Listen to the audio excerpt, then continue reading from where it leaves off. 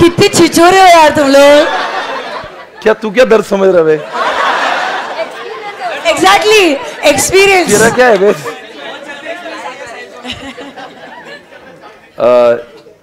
Ankita ma'am से बहुत सीखते हैं हम लोग। और आप जानते होंगे कि पूजा मैम जब मैं सीख रहा था शी वॉज माई टीचर, तो एक बार वैसे भी मेरे टीचर है। तो मैम आपको बहुत बहुत शुभकामनाएं for completing so many, I mean more than 2 decades. Yes. So Pooja ma'am has completed more than 2 decades in the industry of CA profession as a teacher.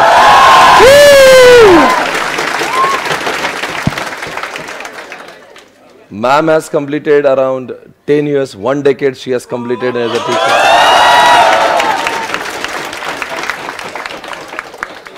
I started my career in 2008. I cleared CA. And before I was seeing my result, before I got through, I started teaching. So it's been 14 years for this profession.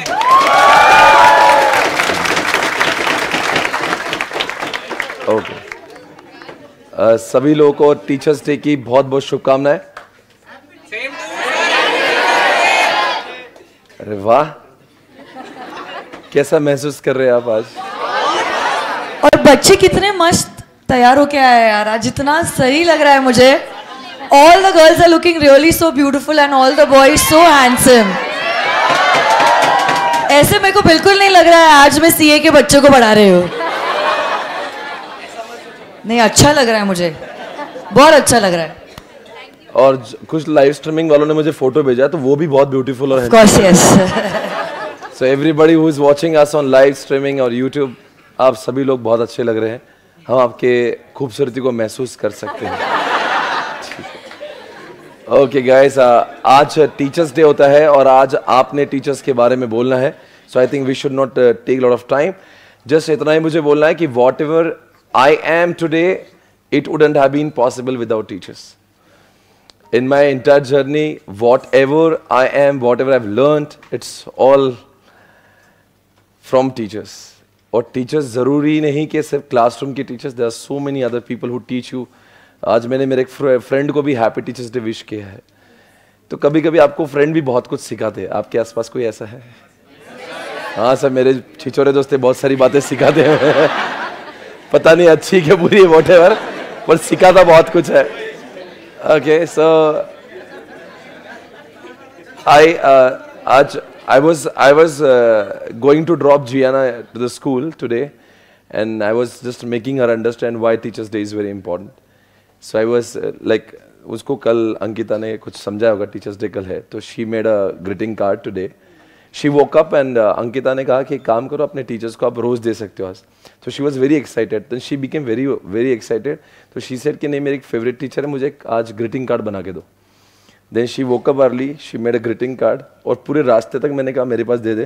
नहीं, मेरे sir के teacher का है, मैं उसको देने वाले नहीं करके। So that kind of impact.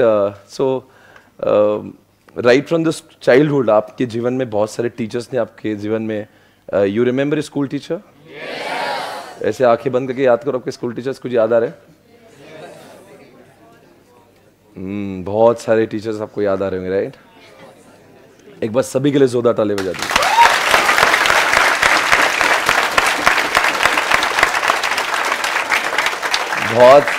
बहुत सारे टीचर्स ने बहुत सारी बातें सिखाई होती है, और कभी भी टीचर्स की बातें कभी वो गुस्सा करते हैं। So I just would like to mention here, don't take it wrong, because teachers are उनका दिल बहुत साफ होता है। उनका एक ही ऑब्जेक्टिव होता है कि बच्चे पढ़ाई करें और जीवन में सक्सेसफुल बने। बिकॉज हमें लगता है कि पूरा ज़िंदगी एक ड्रामा है और हमें किरदार निभाना है टीचर का। तो हम तीनों को अभी इस समय स्टेज पे, वैसे आनंद सर है, राज सर है, Harshad sir, we are playing the role of our characters, हम लोग को प्ले करना है टीचर का रोल। सो जब हम लोग कभी आपको डांटते हैं, जब कभी आपसे कभी सख्ती से पेश आते हैं, तो यकीन मानिए कोई भी इंसान जो यहाँ पे है वो कोई भी सख्ती से पेश आना नहीं चाहता। कभी कभी आपको, ये दोनों में हम ग्रुप 1 में, प्लीज डोंट टॉक गाइस, उसको रोक दो। यहाँ पे जितने भी टीचर्स आएंगे, कभी कभी हो सकता है क्लास में कभी कोई टीचर्स आपको, मे बी अभी तो डांटे नहीं होंगे आपको, पर डांट सकते हैं आपको फ्यूचर में। बट मैं आपको एडवांस में बता रहा हूँ, कोई पर्सनल नहीं लेना उसको, बिकॉज यहाँ पे आने के बाद में आपको it's difficult to manage 500 kids sitting together, you know. तो क्या होता है ना, sometime we teacher get distracted, तो फिर क्या होता है ना, कभी कभी जो डिलीवर करना है वो भूल जाते हैं, या फिर कभी हम लोग भी ह्यूमन बींग्स हमें वो इतनी सारे शोर में we are not able to give our best output. So just आपको तरह आपने कभी शोर किया तो कोई टीचर आपको डांट सकता है, so don't take it personally कि मुझे कैसे डांट दिया। तो ये टीचर्स का तो काम ही है, डांटेंगे नहीं तो फिर टीचर कैसे होंगे, तो डांटना तो पड़ेगा ही। आपके स्कूल टीचर ने कभी डांटा है? मारा है? एक थप्पड़ गया, एक चिक मारा। हमारे टीचर्स तो बताया कि कैसे हुआ करते थे मैम, हमारे एक मैथ्स के टीचर हुआ करते थे, ऐसा हाथ रख के ऐसा, मैं आपको बताती हूँ, मेरी एक टीचर थी, Ankita told me this before. So basically कैसा था, I don't know whether you know this, but I was a very average student. ऐसा नहीं था कि I was a born genius और मैं वो super talented बच्चों में से थी, एकदम average बच्ची थी मैं। और 4th स्टैंडर्ड के बाद हम 5th स्टैंडर्ड में जाते हैं, एंड जैसे मैंने आप लोगों को भी बताया था that it's a very high jump from 4th to 5th। इतनी पढ़ाई हुई नहीं मुझसे 5th स्टैंडर्ड में। तो जैसे हमारे स्कूल में 2 यूनिट टेस्ट होती थी, एक मिड टर्म होती थी और फाइनल होती थी। तो फर्स्ट यूनिट टेस्ट के बाद जो टर्मिनल की एग्जामिनेशन दिवाली के आसपास होती थी, उसमें मुझे काफ़ी कम मार्क्स आए। मतलब यूजुअली 4th स्टैंडर्ड तक I used to score around 70 to 80%, but 5th standard के मिड टर्म के एग्जामिनेशन में I scored around 62%, and 62% in 5th standard is like really very less.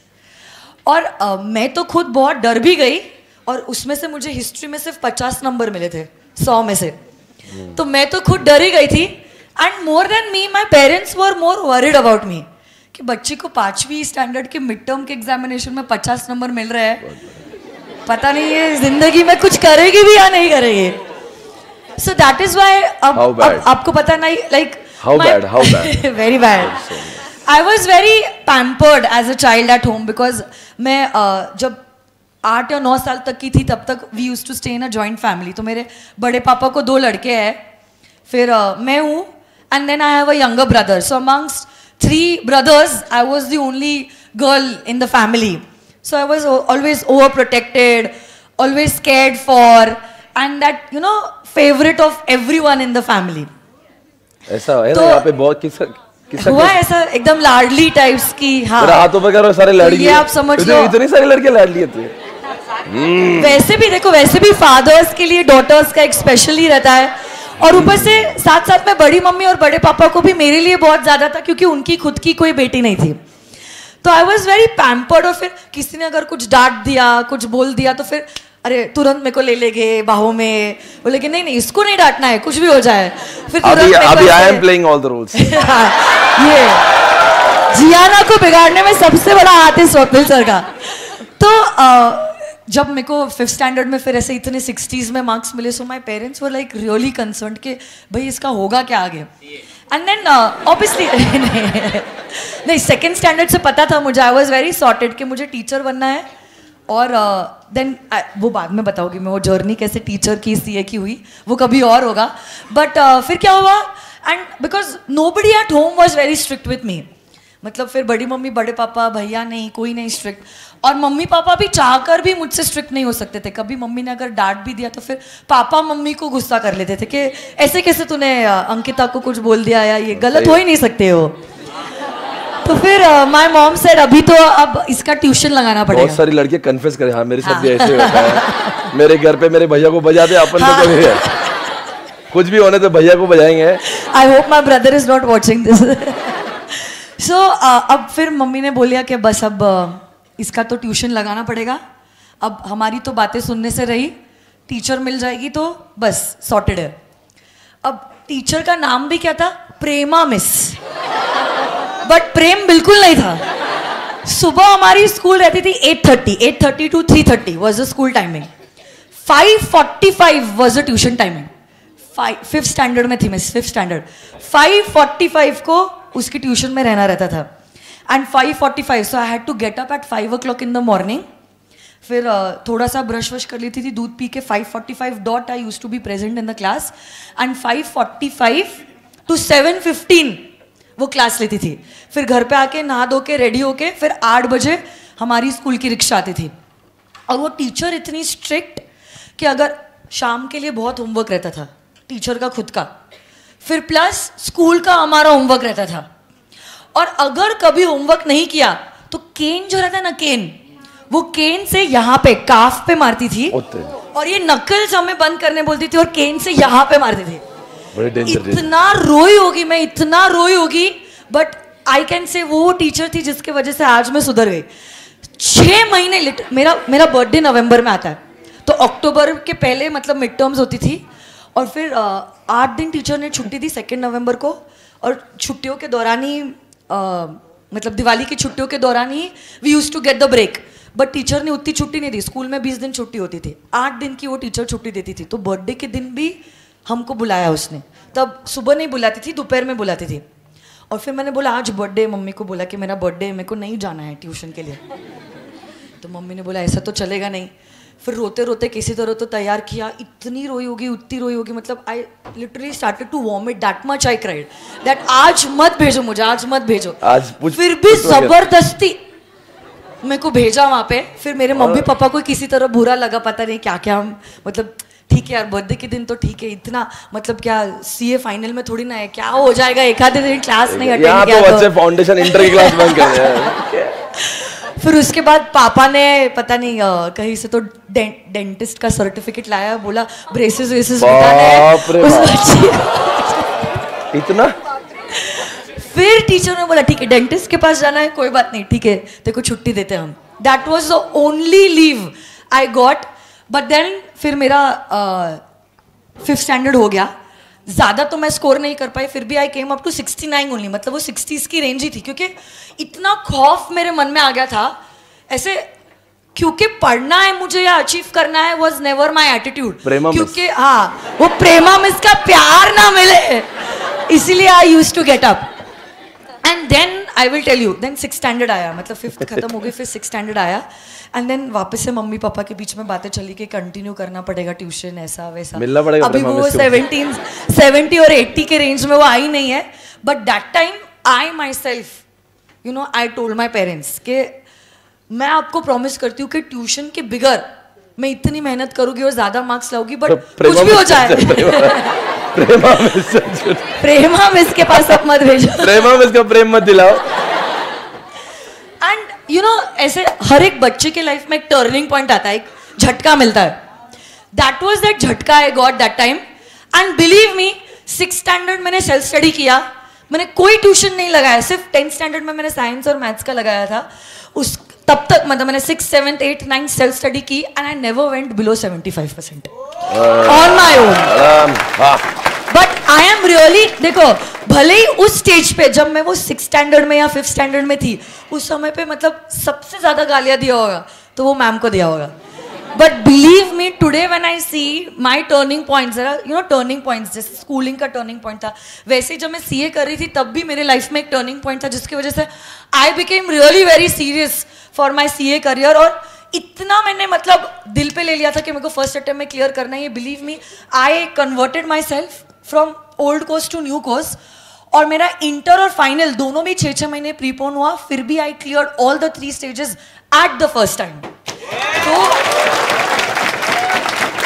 वो झटका कभी कभी जरूरी होता है। स्कूल के टाइम में इट वाज दिस टीचर, मेरी मैम जो थी प्रेमा मैम थी, तब शायद एज अ स्टूडेंट मैं नहीं समझ सकती थी। हम सभी को प्रेमा मैम से मिलना है। बट आज I think as a teacher जब मैं सोचती हूँ, हो सकता है थोड़ा सा अग्रेसिव होगा उनका, बट अगर वो इतना बड़ा झटका मुझे शायद नहीं देती तो आज मैं वो सिंसियर कैटेगरी की स्टूडेंट और सेल्फ मोटिवेटेड मैं कभी रहती नहीं थी। So that is why even I am really very thankful to my teachers. Similarly teacher तो एक छोटा हिस्सा है आपकी ज़िंदगी, तो पूजा मैम, मैं, स्वप्निल सर, राज सर, आनंद सर, हर्षद सर, छोटा सा शायद हिस्सा है आपकी ज़िंदगी में। But more than that today अगर आप सच में मुझ पर ट्रस्ट रखते हो और आप बिलीव करते हो इन वॉट एवर आई से, आई थिंक सबसे पहले और आपकी ज़िंदगी के एंड तक आपके जो टीचर्स रहेंगे आर योर पेरेंट्स। और हर कोई चीज वो आपको बोलेगे, मोटिवेट करेंगे, गाइड करेंगे, कभी डांटेंगे, याद रखना it will only be for your good. हो सकता है today as teenagers you all might feel के मम्मी कितने रिस्ट्रिक्शंस डाल रहे हैं, मम्मी कितने पूछ रहे हैं सवाल, और ऐसा थोड़ी ना होता है, उस बच्चे को देखो, उस बच्चे को देखो. बट समझने की कोशिश करो, every parent and every child also has a different process. आप आपके प्रोसेस को किसी और बच्चे से कंपेयर नहीं कर सकते हैं. शायद उन्होंने कुछ चीज़ें अपनी ज़िंदगी में देखी होगी, सफ़र की होगी, और वो नहीं चाहते कि वो चीज़ें आप सफ़र करो या आप गो थ्रू करो, और इसीलिए उनका एटीट्यूड वैसा है. बट उनका इंटेंशन और उनका प्यार कभी गलत नहीं हो सकता है. दो लोग हैं, आपके माता और आपके पिता, जिनका कभी भी इंटेंशन आपके प्रति गलत कभी नहीं हो सकता है. वो पहले, अपने से पहले मुझे लगता है आपके बारे में सोचेंगे. तो मैं चाहती हूँ एक बार आज, okay, right now if it's possible, please just leave a message for your parents that happy Teachers Day and you all are my guide and I hope you all remain my guide throughout my life. I really want you all and I love you all. एक बार मेरे तरफ से please अपने parents को ये message जरूर भेज देना आप, है ना. That's all from my side. Pooja ma'am. जैसे अंकिता मैम ने बोला कि एक झटका मिलना बहुत ज़रूरी है, so same was my case. Like 12th standard, like you know, I have been a science student. मुझे बनना था doctor. But 12th my score was very bad. So I really worked very hard in 12th and my score was really pathetic. And then तभी centralized admissions and all हुआ करते थे. So I remember I had gone with my father to Mumbai कि कहाँ admission मिलती है, क्या होता है. But payment seat was what was available. But I didn't want to take a payment seat that time. You have this own thing कि नहीं, जो भी मुझे करना है वो खुद से करना है. I don't want a payment seat. And then of course my father was already into this field. But still he had never forced me that you also take commerce. उनकी खुद की practice थी. But still he never forced me. He was like, do whatever you want to do. So he said, okay, you want to become a doctor, you become a doctor. But maybe destiny में ऐसा नहीं था. So that is how then I remember just sitting there in Mumbai. I told him, let's give up the admission. So you have to fill up a declaration form that are you sure you're giving up your admission, then you will not get it again. So I said, yeah, I'm sure. I told him I want to shift to commerce now. And that was my turning point when I decided, okay, now I'll shift to commerce. And then I started from the scratch. And of course, मुझे ऐसा लगता है कि at that point teachers helped me definitely. But सबसे important teachers वहाँ पे मेरे friends थे. Because मैं middle of the year I shifted to commerce from science, तो I took a lot of help from my friends जो already commerce stream में थे कि मेरा जो backlog है just help me, accounts का 11th-12th standard का जो भी base था, so lot of my friends helped me. So it's not necessary कि only teachers are your teachers. You know, it's like your friends, like Ankita ma'am said, parents, and then of course your teachers. So that has been my turning point, and then of course I cleared, as you know, and then I was an AIR in intermediate and in final. So then there was no... So I never knew I'll find my passion here, and teaching is now become my passion. I enjoy. I've been practicing for so many years. So everybody is definitely going to have a turning point in your life, and you have to look up to that point and then decide and be self-motivated. That's really, really important. So wish you all the best, dear students. वैसे SPC में कोई भी प्रेमा ma'am type का नहीं है. या fortunate है क्या अनफॉर्चुनेट है? आपको बजाने वाला कोई नहीं चाहिए? नहीं. मुझे देख के आपको ऐसा लगता है मैं डरावना टीचर लग रहा हूँ. You feel so? एक मिनट आज एक मिनट. कितने लोगों को लगता है मैं एकदम you feel me, you find that I am एकदम डरावना स्ट्रिक्ट टाइप का टीचर हूँ? ये उनका डर है, ये डर है उनका, इसलिए हाथ. इतने लोगों को लगता है? बाकी सब लोग डर रहे हाथ उठाने से. हाथ उठाने से डर.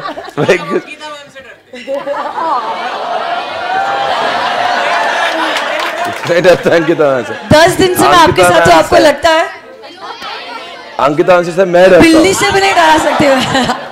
आप मुझसे डरते हो. दोस्तों, सर ने मुझे डराया है ऐसा बोलने के लिए. दोस्तों कैसा है आप लोग का जो भी है, आज मैं चाहूंगा कि आप 2 मिनट के लिए कोई एनीबडी यहाँ पे मैम का कुछ, दोनों मैम का पढ़ाते आपको कुछ मिमिक्री कर दो जरा कुछ, एनीबॉडी कैन, कुछ आपके पास में, या आपको कुछ ऐसी चीज है, anybody just can come up and से ये चीज है जो मैम की मुझे बहुत अच्छी लगती है, या ये जो चीज है, या आप बताओगे यार सर ये जो चीज है, या कोई बताएगा कि फर्स्ट डे पे हाउ वाज, जो अब कई लोगों ने, एक मिनट, कई लोगों ने इनको फाउंडेशन पे स्क्रीन पे देखा होगा, so what was your reaction when you saw them practically? So they, आज वुमेन एम्पावरमेंट का दिन है दोस्तों, आज दोनों महिलाएं अपने बारे में जानना चाहती है कि आपके क्या विचार थे। Okay, so anybody would like to say something about them कि इवन आपको क्या फील हुआ पहली बार देखा था, व्हाट वाज योर रिएक्शन, या फिर आपको कौन सी बातें इनकी बहुत अच्छी लगती है? Teachers day, you should speak. हम तो बताए, हम अपने टीचर्स के बोलते थे आज के दिन आप मत पढ़ाइए, हम पढ़ाते आपकी जगह पे। लंदन में मेरा घर नहीं है रे बाबा। मैम कब लिया आपने लंदन में घर? I don't know. Okay okay. मैं जब मतलब फाउंडेशन मैंने लाइव स्ट्रीमिंग के लिए किया है, तो मैं ऐसे देखती थी, मतलब आनंद सर मुझे थोड़े ज़्यादा मोटिवेटेड ऐसे करते थे। मतलब पर्सनालिटी ऐसी है कि उनको मैं अपना मोटिवेशन मानती हूँ।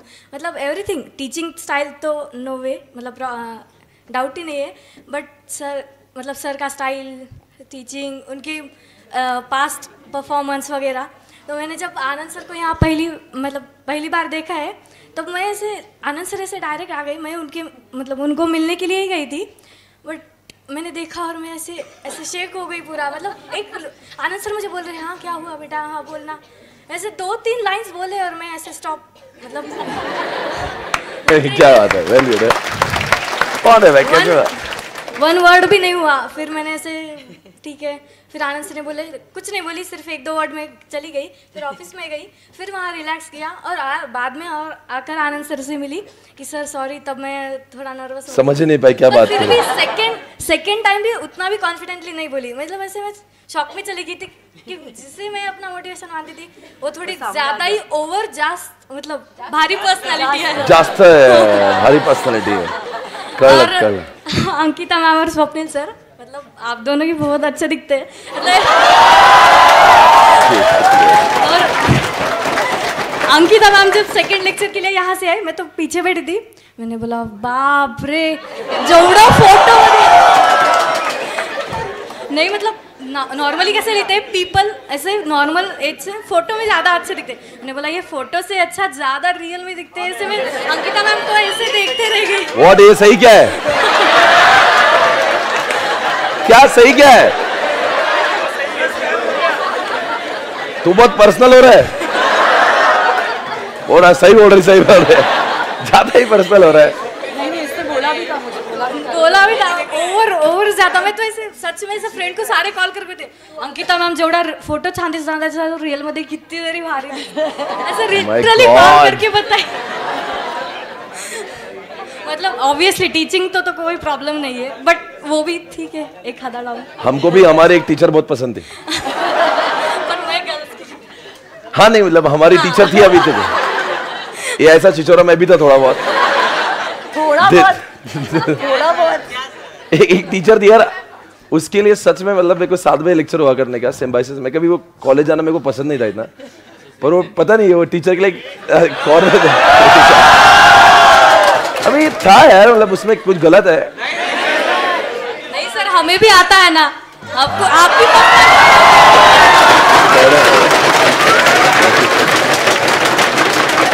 तो thank you so much guys. Thank you so much, thank you so much. तुमचे 2 शब्द बोलल्याबद्दल मंडळ आभारी आहे। अतिशय छान बोलला तुम्ही। आपको एक ही wants to say something. Ma'am अभी कितने देर में आपका लेक्चर? 2 मिनट में लेक्चर 5 मिनट? उन्होंने बच्चों ने कुछ शायद से केक वेक और कुछ गिफ्ट भी किया है रेडी, तो फिर 2 मिनट में आप फिर यहाँ पे आके। मैं दोनों मैम के बारे में अच्छी बात। हाँ, अरे अच्छा बच्चा। Guys, our whole life is a scam. Make this, इसको 2 3 4 5 6 7 8 9 स्टार्स दो। Point number 2। This is very important.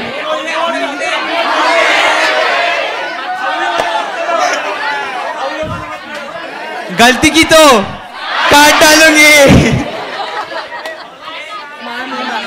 Ma'am, O ma'am,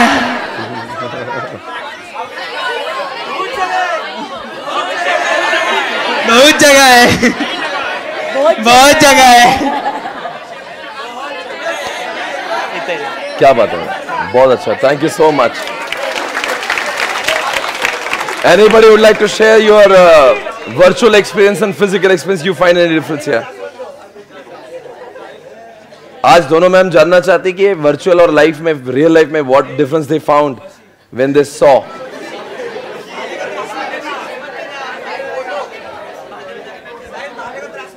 मैं एक पीडी स्टूडेंट हूँ। फाउंडेशन में मैंने पेन ड्राइव लिया था, उस वक्त अवेलेबल थे नहीं बैचेस। कितने तुम्हारे जैसे फाउंडेशन में यहाँ पे पीडी?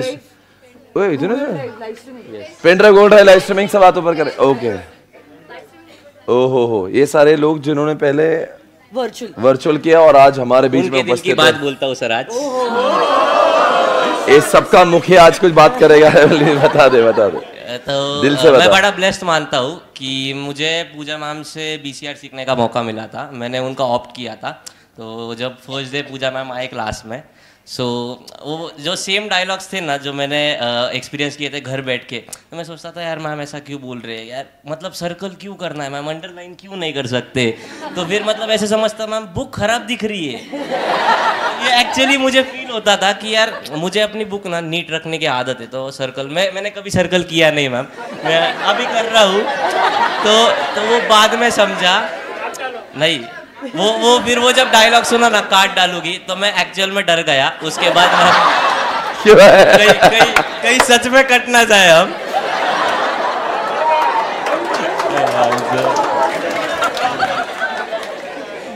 मैम के फॉलो किए इंस्ट्रक्शंस वो हेल्पफुल थे। अंकिता मैम के टाइम पे मतलब मैं सच कहता हूँ, जब मैम एंट्री मारी मैम ने, मतलब वो फील था कि भाई कोई सेलिब्रिटी आया है क्या। ये एक्चुअल फील था। मतलब पीछे से वीडियो शूट हो रहा है, मैम का लुक देखो फुल सेलिब्रिटी वाला। और अभी ठीक है। और यस, हाँ ये सर हमने देखा था सर, आप हाथ छोड़ने भी आए थे मैम को, ये देखा था हमने। नहीं तो सेलिब्रिटी को सिक्योरिटी भी लगती है, बताएगा तुझे। तो फर्स्ट डे अभी एक शेयर करता हूँ मैम, मैं हॉस्टल में रहता हूँ ना, मेरे रूममेट ने आपकी लॉ की बुक देख ली, तो उसने मेरे को सिर्फ एक बोला, ये तुम्हारी मैम है क्या? नहीं, मैंने हाँ बोला तो बोलता है तुम्हारी मैम कितनी स्मार्ट लगती है। मतलब उसने मेरे को सीधे पूछा तुम्हारे लॉ के क्लास में कितने बच्चे आते हैं? मैंने बोला हो गए 400-500। आधे तो मैम को देखने के लिए आते होंगे।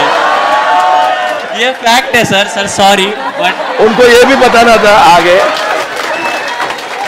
उनको तूने आगे की कहानी पूरी बताना था कि मैम कौन है। सर सब बता दिया, आपका फोटो भी दिखाया। हाँ मेरे क्या, तो फिर सब पीछे हट गए। ये तूने अच्छा काम किया है। आनंद सर यहाँ पे है नहीं, बट मैं सच कहता हूँ आनंद सर से अच्छा टीचर मैंने देखा नहीं। सभी के लिए मेरे अगर नहीं, सभी को इक्वल प्यारे टीचर्स को, बट आनंद सर को 1% ज़्यादा प्यारे बस। मतलब उनके जो प्रैक्टिकल नॉलेज रहता है वो जो शेयर करते हैं सर, पूरा डाउन टू अर्थ, मतलब फुल्ली, मतलब सर के डायलॉग्स देख लो पूरे एकदम, वो जो बोलते हैं ना, हाँ तो मराठी में हम जो बोलते हैं ना एकदम गाउटी मानुस है सर, वो फील आता है सर के लेक्चर में बैठो। सर अगर किसी की सर को उतारनी है तो वो पूरी उतारेंगे।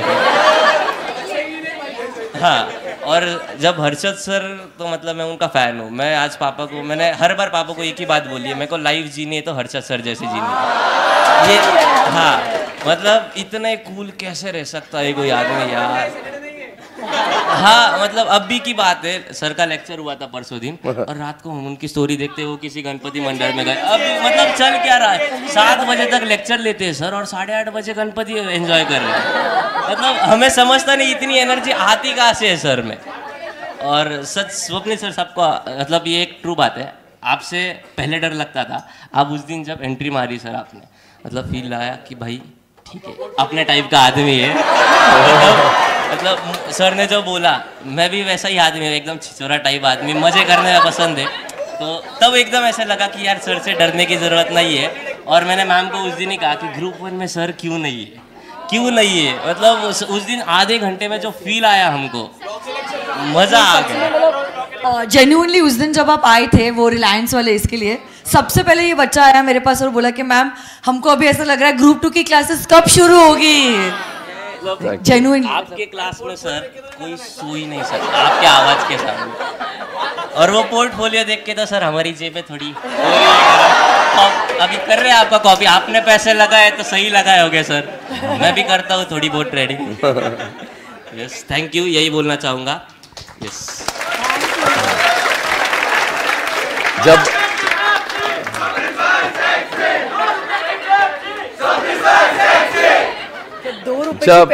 अरे वो उसके भाव कम ज्यादा, कभी 2 कभी 100 कभी 50 होते हैं। नहीं सर, उस पेप्सी के भाव नहीं है। हाँ नहीं, वो बोलते हैं एक्चुअली जब आए थे यहाँ पे पूना में, जैसे आप आए थे पढ़ने के लिए, तो it was like you know, तब अपने पास में जैसे बोल रहे तो कुछ था ही नहीं यार उस समय पे। तो ये कुछ भी नहीं, इट वाज नथिंग, कुछ भी नहीं था। इट वाज ऑल, आप जैसे कि पेरेंट्स आपको 5-10 हज़ार खर्च करने को देते हैं, तो हम लोग 12-13 हज़ार रुपये मिलते थे, तो 8-10 हज़ार रुपये खर्च करके 2-3 हज़ार बचाने की कोशिश करते थे। कभी पेट्रोल बचाने के लिए बस में भी जाया करते थे, ठीक है ना। तो इस टाइप का लाइफ था पहले। तो ये जो आज है, आप ये देखो, do not think about where you are, think about where you want to be, right. तो अभी ये जो स्ट्रगल है वो अच्छा है यार, स्ट्रगल होने दो, तो उसके से वो जो बहुत ज़्यादा आगे जाएंगे।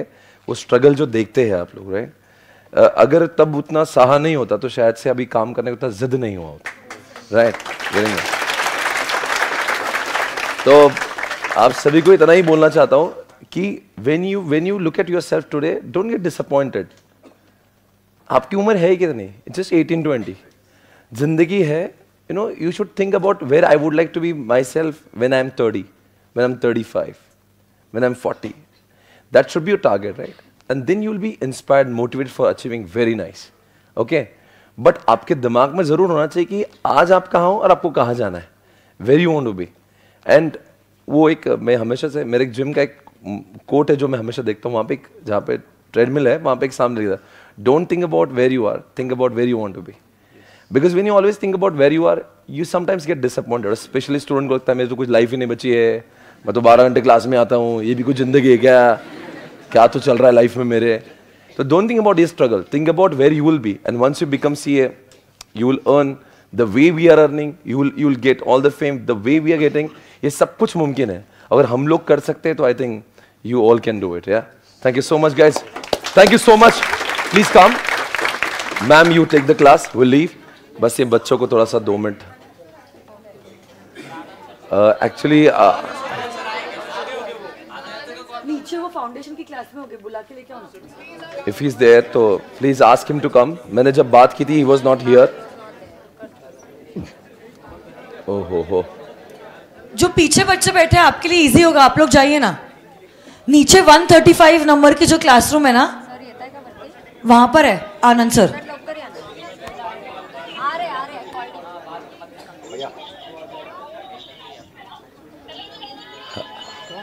दिल्ली।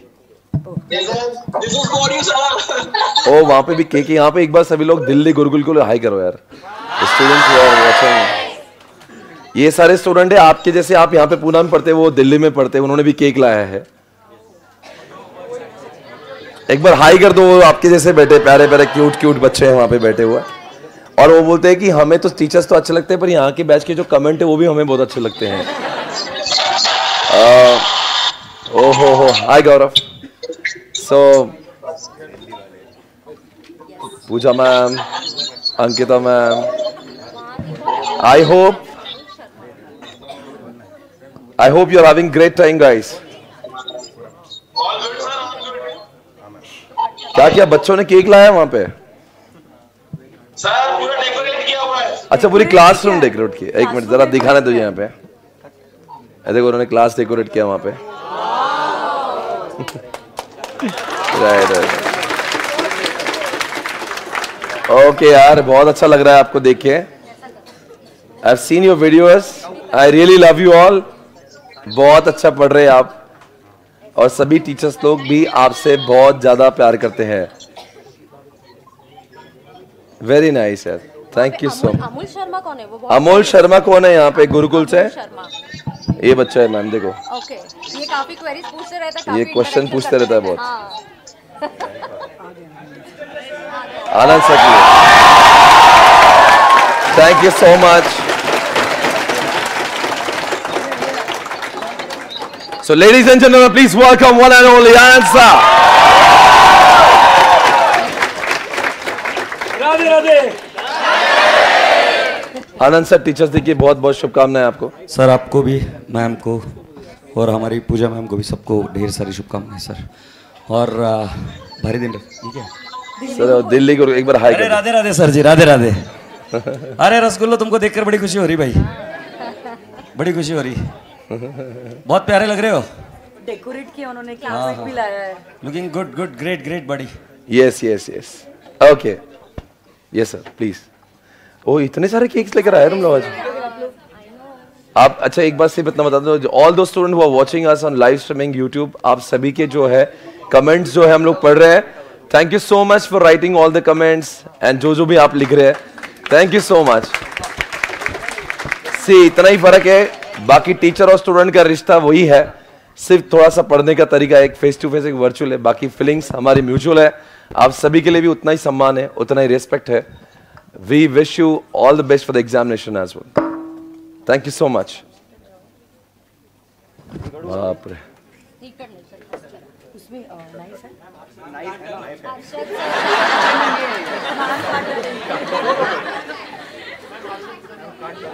हर्षद से शायद से गुरुकुल में होगा। वीडियो कॉल करता है हर्षद को।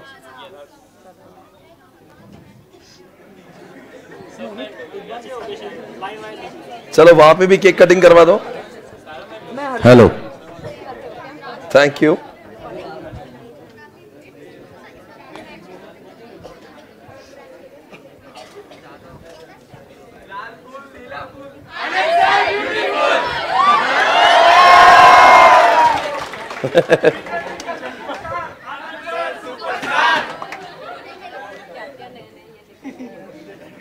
बहुत सारे कलाकार लोग हैं मैडम है। चलो let's do it guys, come on. Harshad उठा रहा है ये फोन। मैम काट डालो। हाँ लगाओ लगाओ। सर उसको महसूस करो आप।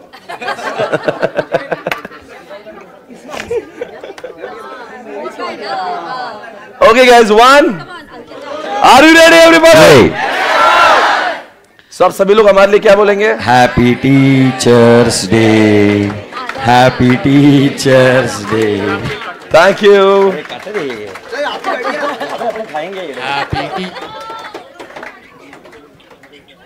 Thank you so much everybody. हाँ सब।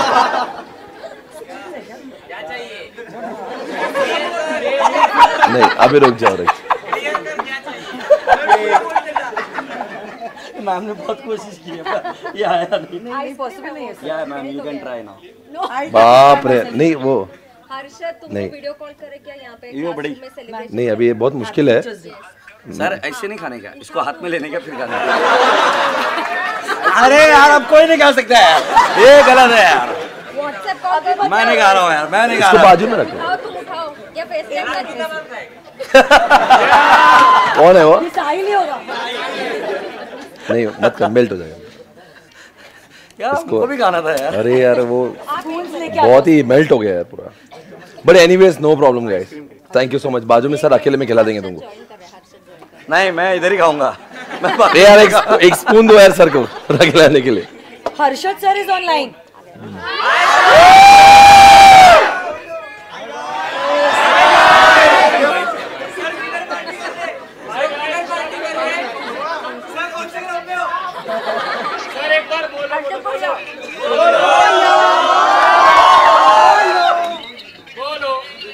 हाय हर्षद।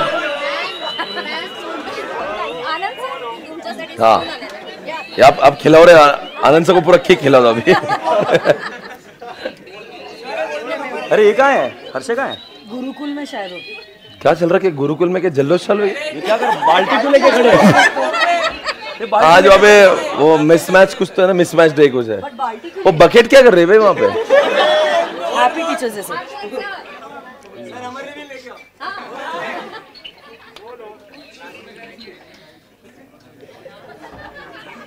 बारी बारी बारी। ठीक है हर्षद, चल बाद में बात करते हैं। एक बार हर्षद को हैप्पी टीचर्स डे बोल दो।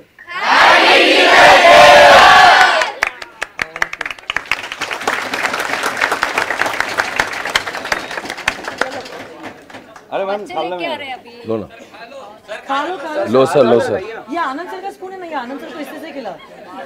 आप भी खिला दो आनंद सर को। खिलाया बहुत प्यार से खिलाया। और अरे अंकिता मैम को बुरा लग रहा है। अरे ये घर की बात है, ऐसे मत करो।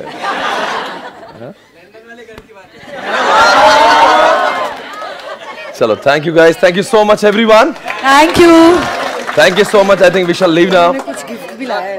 ओके, चलो अंकिता मैम के लिए क्या? चलो, वेरी गुड, वेरी, चलो ठीक। पागल है करे। ये आपके क्लास हाँ, खोल दो। एक बार एक फोटो निकालने दीजिए इनको। सब बच्चों को लो फोटो में। Thank you so much. Thank you. Open कर दो आप भी ओपन करो। करो। क्या बात है।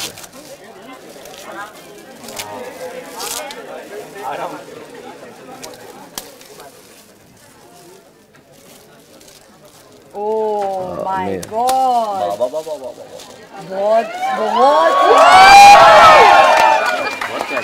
बहुत मस्त है। माइक सर बोलो ना, माइक पे बोलो। बहुत बढ़िया है। Thank you so much. It's wonderful.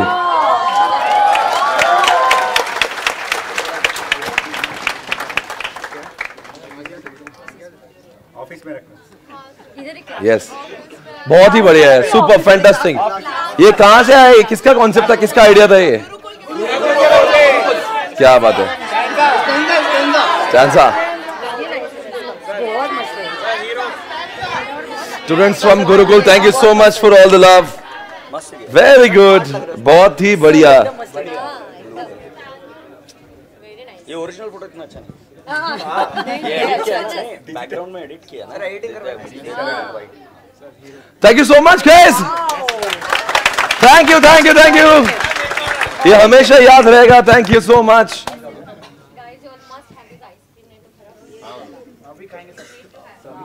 पूरा मेल्ट हो जाएगा, वेस्ट हो जाएगा। यहाँ पे रखो, फिर देखते हैं इसको। यहाँ पे जो चला। हम सब लोगों का फोटो ले लो ना, जो स्टेज पे सब लोग। Okay guys, now who is next? Come on fast.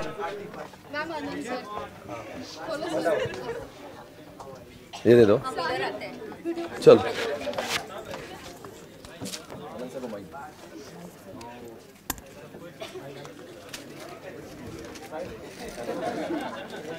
एक बार जोरदार डालिए आनंद सर के लिए और सारे स्टूडेंट्स के लिए। ये बहुत ही प्यारा स्केच बनाया आनंद सर के लिए। तानिया ने, आपने खुद ने बनाया ना? वाओ, बहुत प्यारा है। आप खुद बनाते हो? ओहो, बहुत मस्त है। तानिया जगताप ने बहुत ही खूबसूरत ये तस्वीर दी है सर को बना के। क्या बात है, super. Very nice, very nice. Thank you so much. Okay, thank you so much everyone. Anand sir, उसको लेके चले जाओ।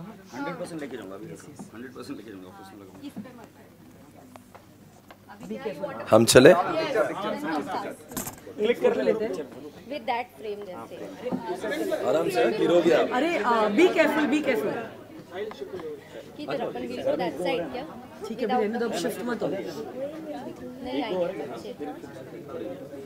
Come here.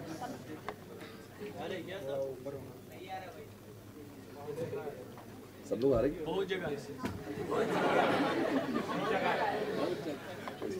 चलो। नेक्स्ट टीचर डे का आपका मैम स्केच। ओके, अभी टाइम कर लो। Perfect. चलो, थैंक यू सो मच। आपको किसको कुछ बोलना था क्या यहाँ पे? All good, should we go? Should we go guys? Thank you, bye bye. नहीं मतलब अभी विल गो, ठीक है। Thank you so much everyone.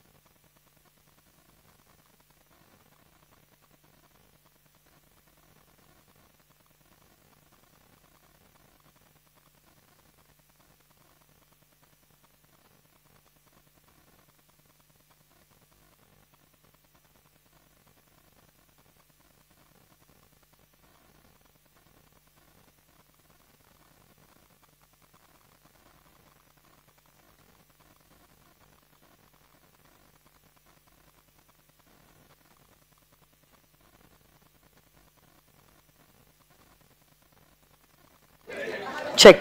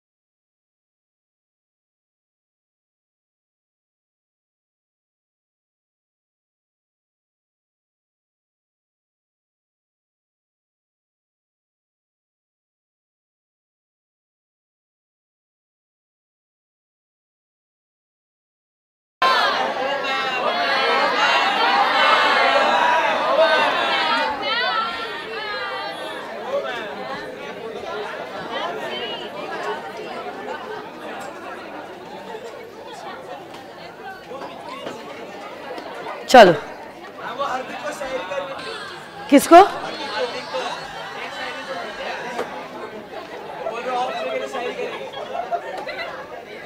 Okay,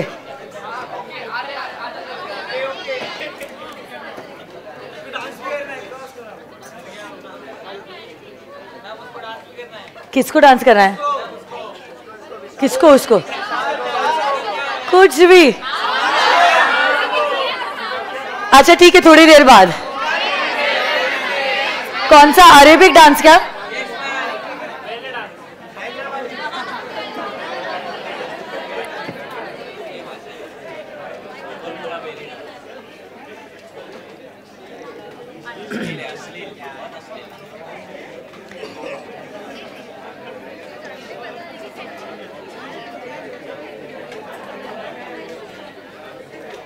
okay, just close the door ना थोड़ा सा।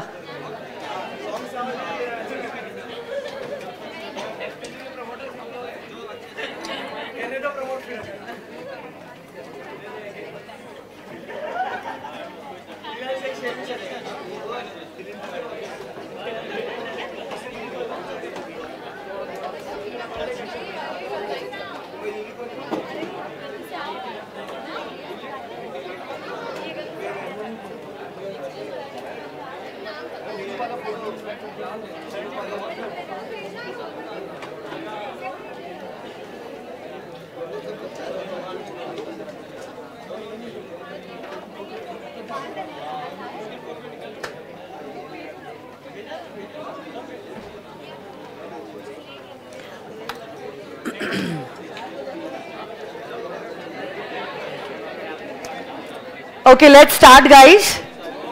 नहीं यार, क्या करोगे? अगला लेक्चर आप लोगों का 2:15 बजे। अभी 12:45 हुए हैं। अच्छा एक काम करते हैं, 1:30 बजे तक पढ़ते हैं और फिर हम लोग 15-20 मिनट फन करते हैं, फिर आधा घंटे का लंच ब्रेक ले लो आप लोग बस। चलो थोड़ी सी देर के लिए।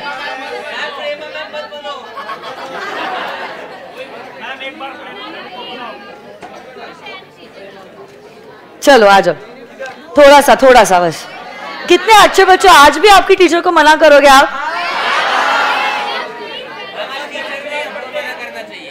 नहीं ऐसे नहीं, थोड़ा सा बस, ज्यादा नहीं। आ जाइए। सैटरडे के दिन क्या हुआ? क्या देखना है? क्या है?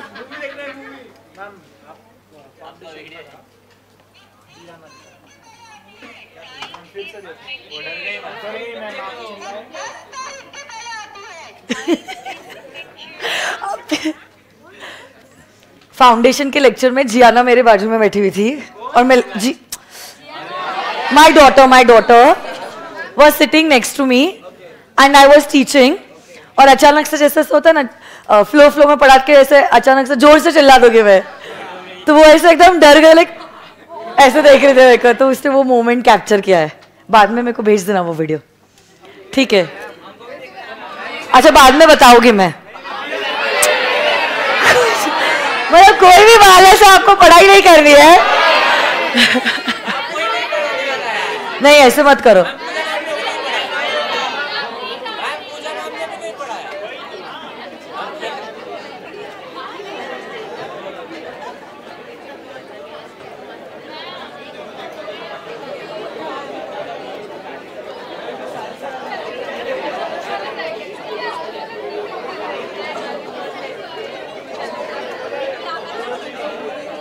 ओके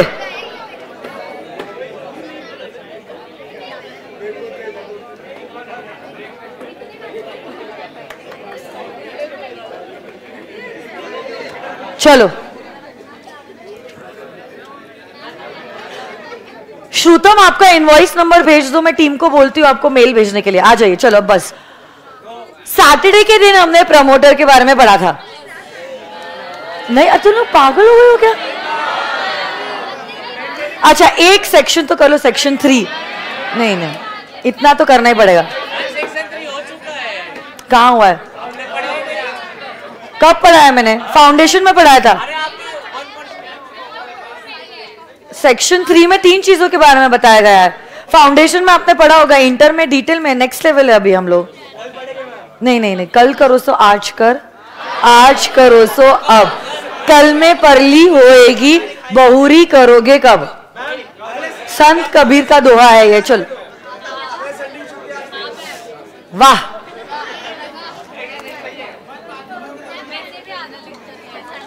नहीं ऐसे मत करो।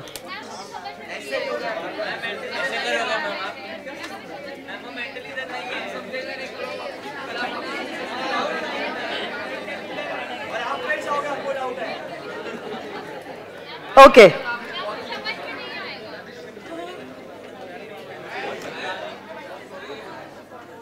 अमर, स्क्रीन नहीं चल रही वहां पे।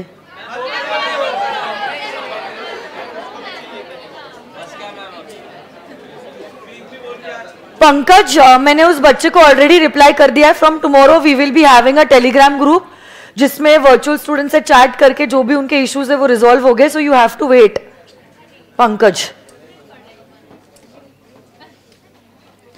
एंड शिवू कुमार को ऑलरेडी मैंने 2 बार रिप्लाई कर दिया है, वो आप चैट बॉक्स में देख सकते हो मैसेज। 2 बार मैंने मैसेज लिखा है। Okay and Shrutam, I got your invoice number. Class के बाद मैं टीम को बोलती हूँ आपसे कनेक्ट करने के लिए, ठीक है? चलो लेट्स स्टार्ट। सेक्शन नंबर 3 जो है that is talking about formation of a company. Section 3 talks about formation of a company. देखो अब आपको याद है रतन टाटा, जब उन्होंने उस सिग्नल पे खड़े देखा था वो फैमिली को मोपेड पे जाते हुए,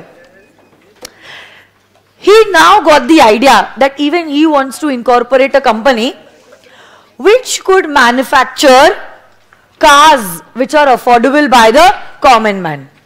So now he took all the necessary steps in order to incorporate the company.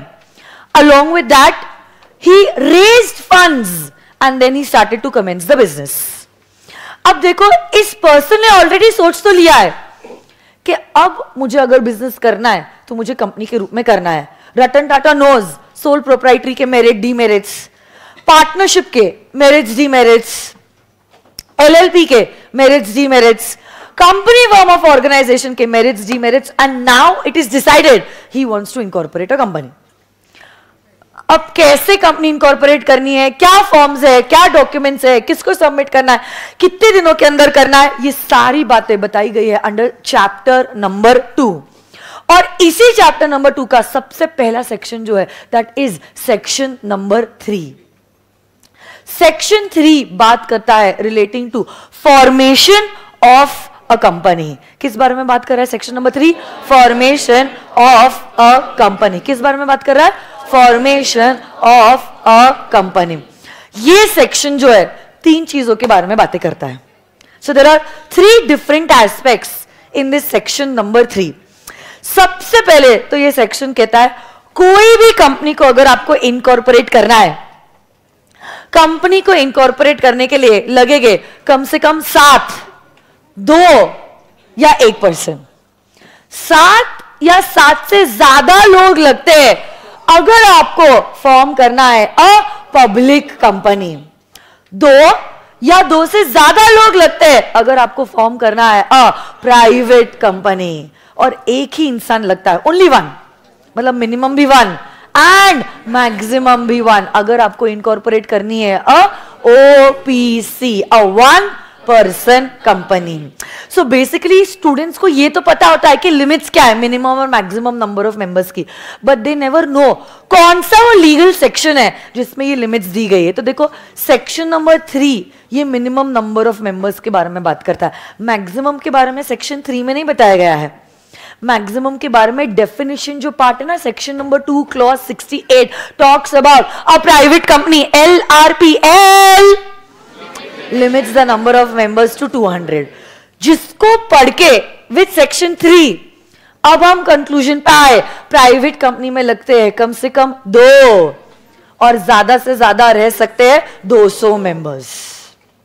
वैसे ही जो कंपनी प्राइवेट नहीं है वो क्या है? पब्लिक है. जो कंपनी प्राइवेट नहीं है वो क्या है? और पब्लिक कंपनी में there is no limit on the number of members. तो इसीलिए हम लोग ये कंक्लूजन पे आए, पब्लिक कंपनी में there are unlimited number of members. Basically there is no limit on the maximum number of members, but minimum कितने चाहिए पब्लिक कंपनी में वो कहां पे बताया गया है? Under section number 3. यही सेक्शन कहता है पब्लिक कंपनी को इनकॉर्पोरेट करने के लिए आपको लगते हैं कम से कम 7 लोग. तो या तो 7 लोग या 7 से ज्यादा लोग मिलकर इनकॉर्पोरेट कर सकते हैं एनी पब्लिक कंपनी. और 1 पर्सन कंपनी में तो एक ही पर्सन होता है एज अ मेंबर, और यही पर्सन कंपनी को इनकॉर्पोरेट करता है. तो मिनिमम भी 1 और मैक्सिमम भी 1. तो पहला एस्पेक्ट सेक्शन 3 का इसी के बारे में बात कर रहा है कि कोई भी कंपनी अगर आप फॉर्म करना चाहते हो, आपकी कंपनी में कम से कम 7, 2 या 1 बंदा लगता है, डिपेंडिंग अपॉन आपकी कंपनी पब्लिक है, प्राइवेट है या 1 पर्सन कंपनी है. So respectively 7, 2 and 1. First aspect that is covered is this particular point in this section. ठीक है, एक बार उसको रीड करते हैं फिर सेकंड और थर्ड एस्पेक्ट की तरफ बढ़ते हैं, क्योंकि इस फर्स्ट एस्पेक्ट में भी मुझे कुछ चीजें हैं जो आप लोगों को बतानी है. आप लोग कहां पे आओगे मैं आपको बताती हूँ. पेज नंबर 2.2 पे आओ. There is this box that I have made. उस बॉक्स के ऊपर आ जाइए, वहां पे पेज नंबर 2.2.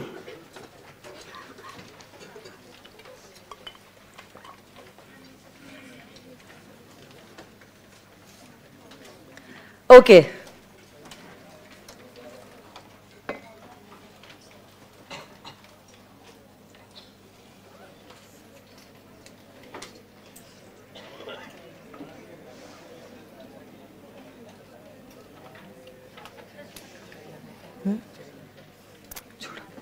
मतलब a company, I'm reading point number 1 that is in the box, okay? A company may be formed for any lawful purpose. A company, अच्छा, may be formed for any lawful purpose. A company may be formed for any lawful purpose. आपको पता है 2 शब्द है, एक होता है may और दूसरा होता है shall. एक होता है may और दूसरा शब्द जो होता है वो होता है shall. क्या दोनों शब्द सेम है या अलग अलग है? सेम है या अलग अलग है? अगर अलग अलग है तो आप लोग बता सकते हो कैसे अलग अलग है? मैं जब मैं कहती हूं it means it is something that is voluntary. हाँ, ऑप्शनल. वॉलेंट्री मतलब अगर करना है तो मैं करूंगी, नहीं करना है तो नहीं करूंगी. So basically may is something that is voluntary. But अगर मैं लिखती हूं कहीं पे shall, yes, shall means it is mandatory, मतलब it is compulsory to do that particular thing. Shall का मतलब होता है it's a compulsion, it's a mandatory force, it's a mandatory force. But may अगर शब्द को इस्तेमाल किया गया है, may is always a voluntary force. So this is the general rule. This is the general rule कि मे का मतलब होता है अगर आप चाहो तो आप करो, क्या बात है, ना चाहो तो ना करो, it's voluntary, it's optional. But अगर शाल लिखा होता है, shall, it is a compulsion. So basically it's a mandatory force. अब यहां पे आप आपकी मर्जी नहीं लगा सकते हो, आपको ये चीज करनी पड़ेगी, आपको ये चीज करनी पड़ेगी. देखो this is the general rule. But अब वो लॉ ही क्या लॉ है जिसके कोई एक्सेप्शन ना हो? इस रूल के भी एक्सेप्शंस है. So basically the normal rule, the literal interpretation, literal interpretation ये डिटेल में स्वप्निल सर आपको iOS में पढ़ाने वाले हैं, बट यहां पे जितना जरूरी है मैं आपको बता रही हूं. लिटरल, लिटरल मतलब ऑन द फेस जो अपना नॉर्मल इंटरप्रिटेशन होता है. लिटरल इंटरप्रिटेशन के हिसाब से मे का मतलब ऑप्शन होता है और शाल का मतलब मैंडेटरी होता है. बट इस नॉर्मल इंटरप्रिटेशन, लिटरल इंटरप्रिटेशन का एक एक्सेप्शनल रूल है. इस लिटरल इंटरप्रिटेशन का है एक exceptional rule, the rule of exceptional construction. The rule of exceptional construction. Exception मतलब basically it is creating an exception. Exceptional का मतलब होता है it is creating an exception. और ये रूल कहता है कभी कभार ऐसा हो सकता है कि हमारे लॉ मेकर्स लॉ बनाते वक्त भावुक हो गए, शब्द उन्होंने इस्तेमाल कर दिया कुछ एक, बट इस शब्द को इस्तेमाल करने का इंटेंशन जो था वो कुछ और है. उस केस में आप लिटरल इंटरप्रिटेशन नहीं देखोगे कि वो वर्ड का मतलब क्या है, उस पर आप अड़े नहीं रहोगे. आप ये देखोगे उस वर्ड को इस्तेमाल करने के पीछे का लॉ मेकर का इंटेंशन क्या था, और वो टोटली ऑपोजिट भी हो सकता है. और इसीलिए उसको कहते हैं rule of exceptional construction. To construct means to interpret, to understand something. But now we are not understanding it in the literal manner. We are understanding it in the exceptional manner. Law maker ने जरूर section 3 में लिख तो दिया a company may be formed for a lawful purpose, but may शब्द का हम literal interpretation नहीं देखेंगे. मे का क्या मतलब होता है? Literally option. मतलब क्या लॉ मेकर ये कहना चाहते हैं आप चाहो तो लॉफुल पर्पस के लिए कंपनी बनाओ, अगर ना चाहो तो अनलॉफुल पर्पस के लिए भी आप कंपनी बना सकते हो? क्या उनका ये मतलब था? उन्होंने मॉडेस्ट होके, समटाइम्स ना out of modesty we say कि you may incorporate a company for a lawful purpose, but अगर हमें इसे इंटरप्रिट करना है, we are going to apply the rule of exceptional construction and we are going to interpret this may as shall. We are going to interpret this may as a shall. So basically अगर आपको company incorporate करनी है, it has to be always for a lawful purpose, for any lawful purpose, for any lawful purpose. इतना लिख दो ना, और मैं और एक चीज डिक्टेट करना चाहती हूँ. स्टिक नोट है, स्टिक नोट पे ऐसे लिखो. पहले तो मे का मतलब होता है वॉलेंट्री, शाल का मतलब होता है मैंडेटरी. इतना लिख दिया. आगे लिखो this is the normal rule, this is the normal rule. Normal rule slash करके लिख सकते हो. Literal interpretation, literal interpretation. So very good शालू.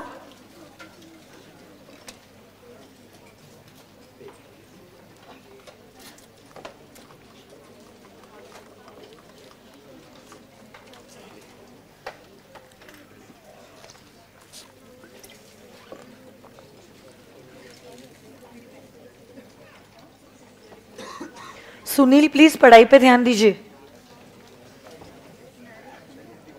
स्नेहा से बाद में पूछ लेना वो क्या कह रही थी उस दिन. लिख रहा है Sunil I am back.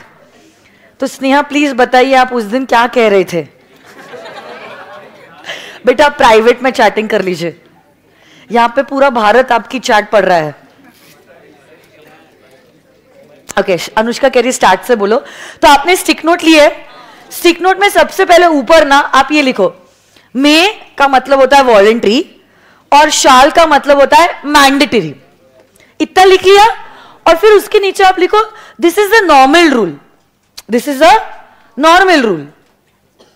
Slash करके आप लिख सकते हो this is the literal interpretation, this is the literal interpretation.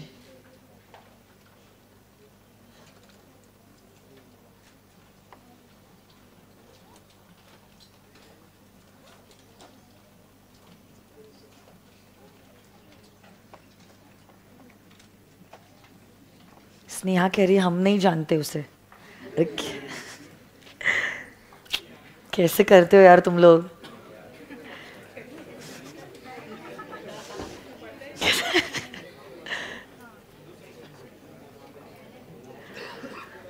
This is the literal interpretation. फिर आप क्या करो, लाइन मारो. मतलब क्या लाइन, लाइन मारो ही बोलते हैं यार. लाइन ड्रॉ कीजिए. लाइन हमेशा सीधी मारनी चाहिए, ठीक है.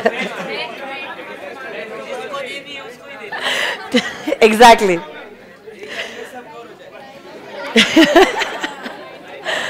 और नीचे लिखे but there is a rule of exceptional construction. But there is a rule of, संभालो अपने आप को, exceptional construction. But there is a rule of exceptional construction. There is a rule of exceptional construction wherein shall may be interpreted as may.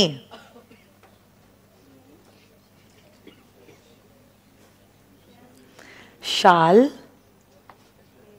may be interpreted as may and may as shall. And may as shall.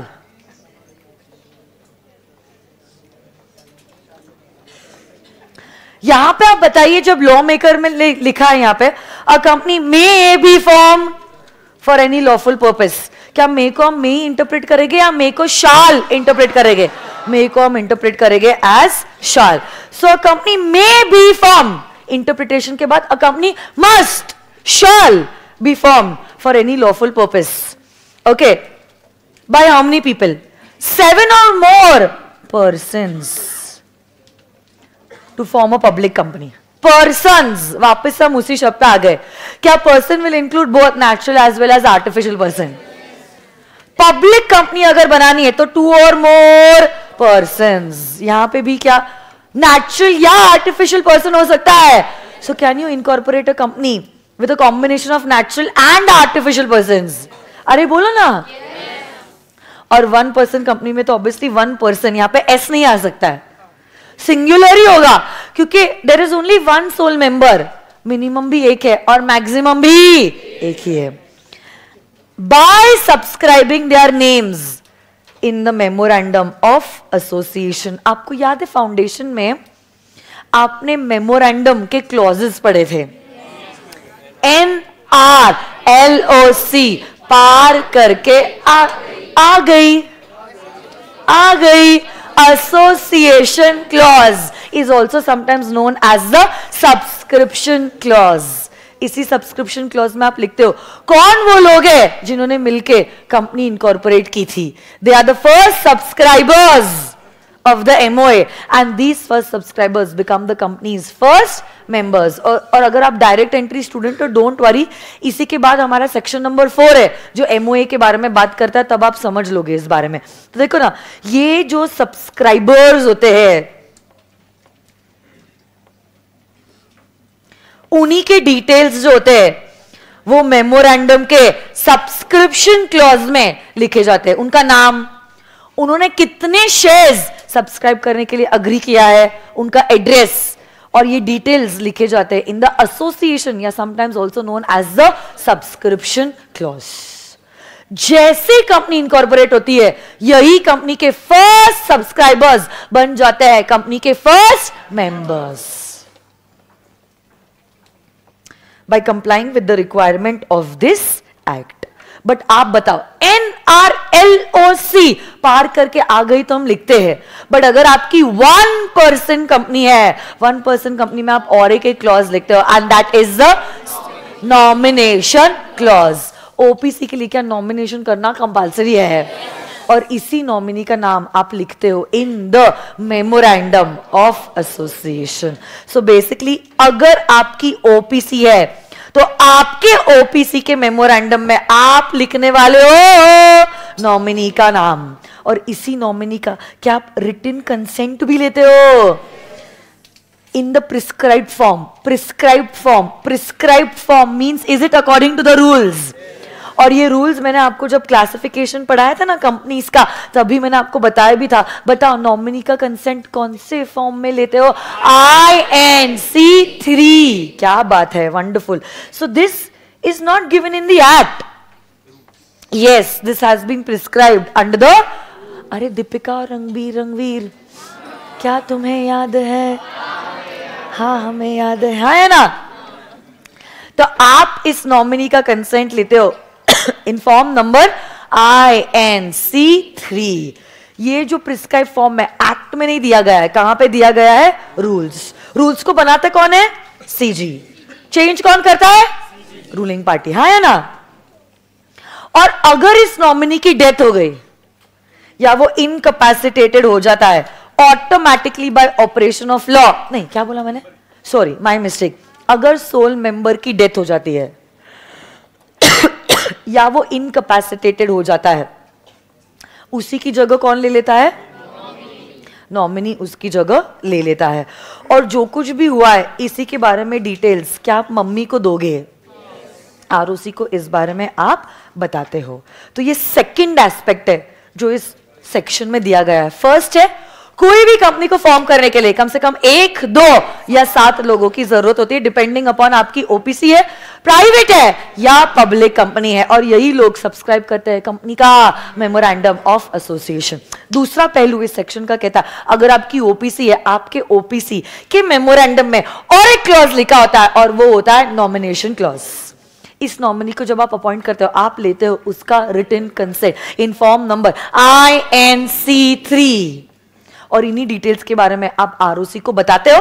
अगर sole member की death हो गई या अगर sole member जो है वो incapacitated हो गया, तो नॉमिनी ऑटोमेटिकली ले लेगा उस सोल मेंबर की जगह।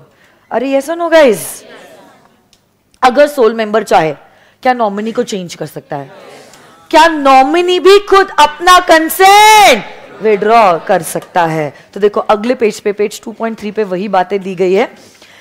ये नॉमिनी जो है अपना कंसेंट विड्रॉ कर सकता है। इनफैक्ट अगर आप चाहो तो ये जो सोल मेंबर है OPC का, वो नॉमिनी को कोई भी समय पे नोटिस देके चेंज कर सकता है। तो आपको ओल्ड नॉमिनी को और OPC को ये नोटिस देनी पड़ेगी। यस और नो गाइस?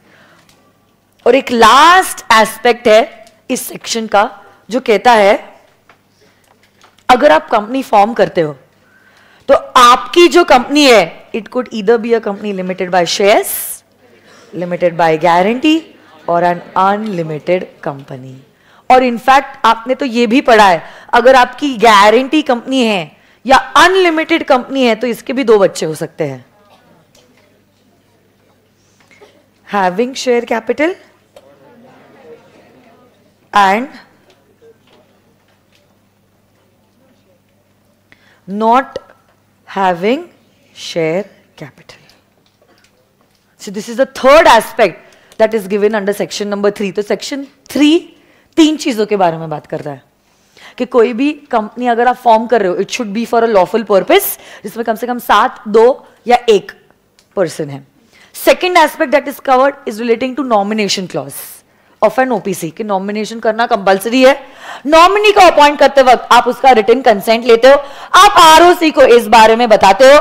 आप अगर चाहो तो आप नॉमिनी को निकाल सकते हो या नॉमिनी खुद अपना कंसेंट विड्रॉ कर सकता है। जो भी हुआ है आपको ROC को इस बारे में बताना पड़ता है।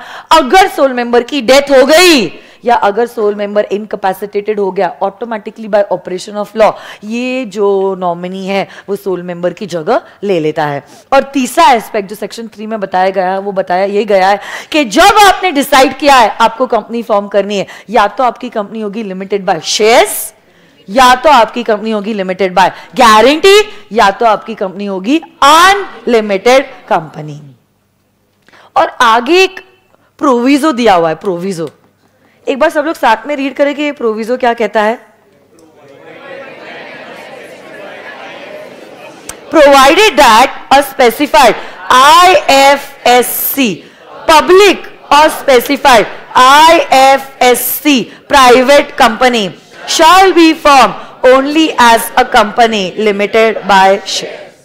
देखो अगर आपकी IFSC कंपनी है, या तो प्राइवेट या तो public, IFSC means any company which is incorporated for international financial service. Okay, तो IFSC का फुल फॉर्म है international finance services centres, like the Gujarat international finance tech city. So basically अगर आपकी IFSC है, IFSC could be either private or public.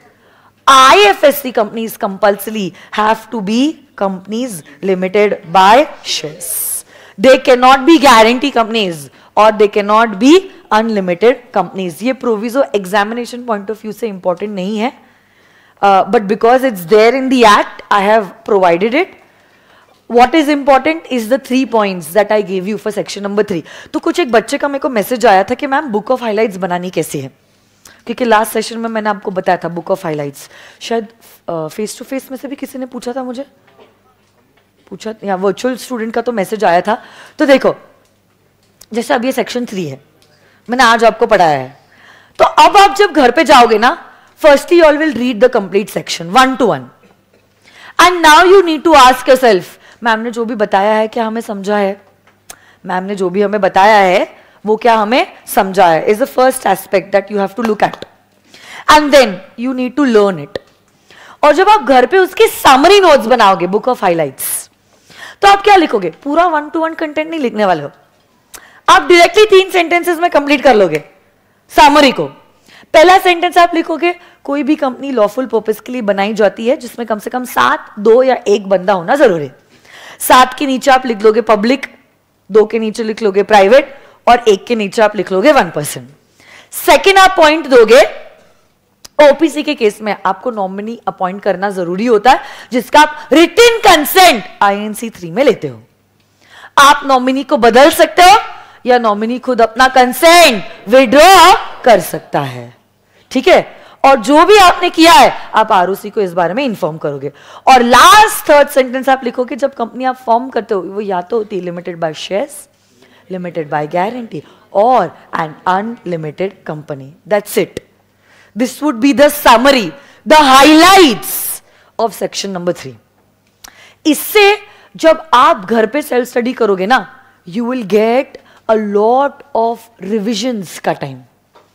आप खुद सोचो 3 main books जो है उसमें से पढ़ना कितना टाइम कंज्यूमिंग है। उसी के कंपैरिजन में वो छोटी आपने बुक ऑफ हाइलाइट्स बनानी है। वो बुक ऑफ हाइलाइट जब आप खुद बनाते हो ना, और जल्दी आप चीजों को याद भी कर सकते हो और रिवाइज भी कर सकते हो। और हमें सिर्फ क्लासेस के दौरान की जर्नी नहीं देखनी है, we have to prepare ourselves for those 3 hours of examination. और याद रखना, अकाउंट्स का पेपर 5 बजे खत्म होगा, घर पे आते आते 6 बज जाएंगे, आप ऑलरेडी बहुत एग्जॉस्टेड रहोगे, डिनर करके आप सो जाओगे। मतलब आपके पास अगला पूरा दिन है और लॉ के पेपर की सुबह है 12 बजे तक। उसके बाद आप लंच करोगे, ट्रैवल करोगे, 2 बजे तो पेपर लिखना शुरू कर दोगे आप। 1.5 दिन में आपके पास उतना ही कंटेंट होना चाहिए जो आप 1.5 दिन में कवर कर सकते हो। और 1.5 दिन में आप ये एक्सपेक्ट नहीं कर सकते हो आप पूरा 1-to-1 रीडिंग कर रहे हो। इट्स वेरी चैलेंजिंग, मुश्किल ही नहीं बल्कि नामुमकिन है।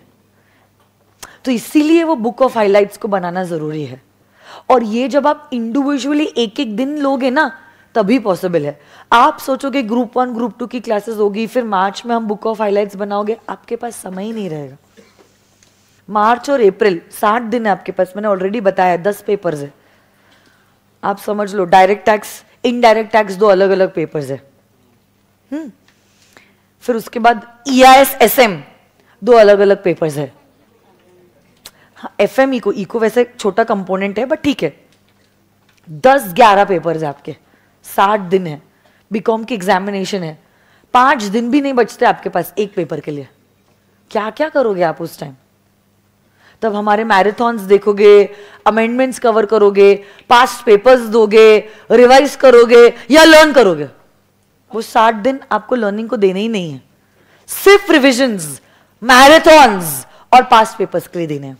और इसीलिए लर्निंग हो जाना चाहिए अलोंग विद द क्लास, जिसके लिए ये बुक ऑफ हाइलाइट्स बनाना बहुत ज़्यादा ज़रूरी है। जैसे कि हमने वो पापा चार्ट बनाया था टाइप्स ऑफ कंपनीज का, है ना, वैसे ही अब हम चाहते हैं कि हर रोज़ आप ऐसे समरी नोट्स बनाओ। आपकी बुक ऑफ हाइलाइट्स क्लासेस के दौरान ही आप बना दो, ठीक है। सो दिस इज सेक्शन नंबर 3। चलो समरी बताओ। सेक्शन 3 में बताया फॉर्मेशन। कोई भी कंपनी को फॉर्म करने के लिए कम से कम कितने लोग लगते हैं बोलो? 1, 2 या 7? 1 in case of 2 and 7 company अगर आप फॉर्म कर रहे हो, कैन इट बी इधर in the form of limited by और लिमिटेड बाय और एन? क्या ओपीसी के केस में नॉमिनेशन करना कंपलसरी है? क्या नॉमिनी का रिटन कंसेंट लेना जरूरी है? क्या आरओसी को इस बारे में बताना जरूरी है? सोल मेंबर की डेथ या इनकैपेसिटी के बाद क्या हो जाता है? नॉमिनी उसकी जगह ले लेता है। क्या आप नॉमिनी को रिमूव कर सकते हो? क्या नॉमिनी खुद अपना कंसेंट विड्रॉ कर सकता है? अच्छा, एक बात बताओ मुझे, प्रमोटर की डेफिनेशन क्या होती है according to the companies act 2013? पहली बात तो क्या ना, promoter be an actual person, can he also be an artificial person? पहला पॉइंट कहता है दिमाग लगाना ही नहीं है। जो व्यक्ति का नाम प्रोस्पेक्टस में या एनुअल रिपोर्ट में प्रमोटर की तरह लिखा गया, उसी पर्सन को हम मानेंगे एज द। साथ साथ में नेक्स्ट पॉइंट कहता है जो बंदा के पास कंपनी के अफेयर्स के ऊपर कंट्रोल है, ईदर डायरेक्ट और will be regarded as a promoter. और ऐसा कोई व्यक्ति, पापा जी को याद कीजिए, जिसके हिसाब से board of directors are accustomed to act will also be regarded as the promoter. आप बताओ मुझे जनरल रूल क्या कहता है for the pre incorporation contracts? Who is liable?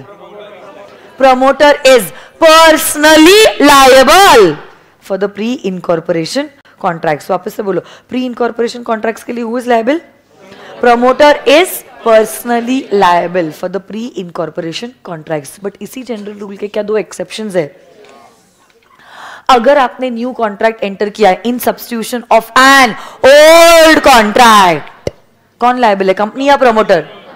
Company. और अगर रैटिफिकेशन किया है specific relief act section number 15 read along with section number 19 specific relief act में रैटिफिकेशन के द्वारा अब प्रमोटर लायबल नहीं होगा. कौन लायबल होगा? कंपनी लायबल रहेगी. यस और नो गाइस? मैं नया सेक्शन नहीं पढ़ा रही हूं बट एक क्वेश्चन हम लोग करते हैं एक्चुअली. ठीक है चलो, अभी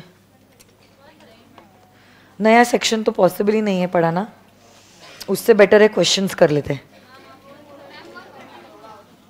ऐसे मत करो. 1:30 अभी तक नहीं हुआ है, 6 मिनट अभी भी है मेरे पास.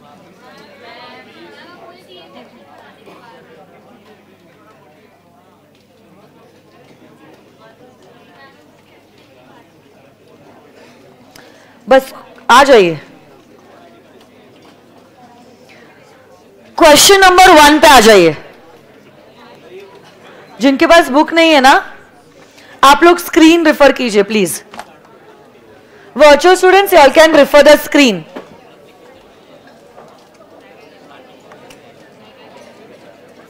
Thank you so much Anjali and Purnima. ये देखिए क्वेश्चन नंबर 1 क्या कह रहा है. अभी तो आपके पास बुक्स आ गई है ना? अच्छा, लाई नहीं है. क्वेश्चन बैंक और 1A रोज लाओ. चार्ट बुक मैं आपको कहूंगी कब कब आपको लानी है, ठीक है? और बाकी तो मेन बुक से वो तो कंटेंट आप समझ ही गए हो. Sunrise limited submitted the documents for incorporation on 5th of October. It was incorporated and the certificate of incorporation was issued by the ROC on 20th October. आज मैंने इनकॉर्पोरेशन के डॉक्यूमेंट्स दिए, अगले पल कंपनी इनकॉर्पोरेट हो जाती है क्या? नहीं.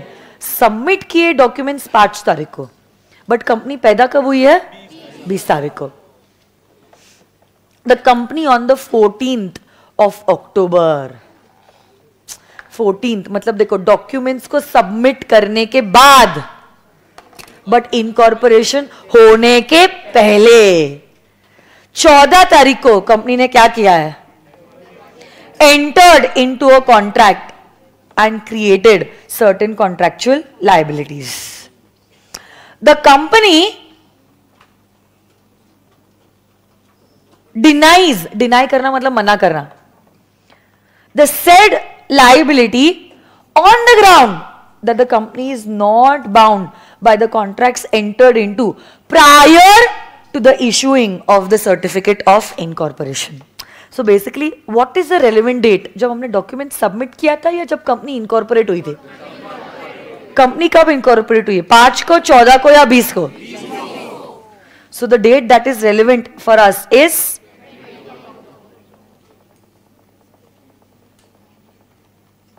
the date of incorporation, which is 20th of October.